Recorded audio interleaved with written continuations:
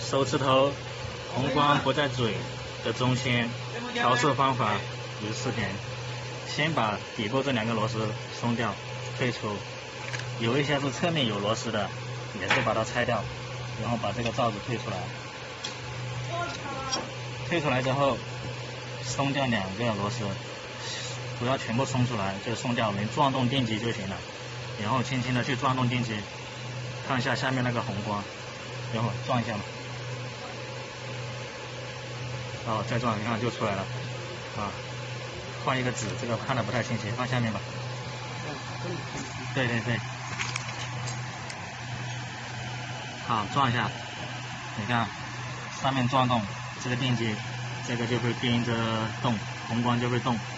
好，转到中心之后，就把这个上面这个夹紧螺丝锁紧，在这些罩子装进去就 OK。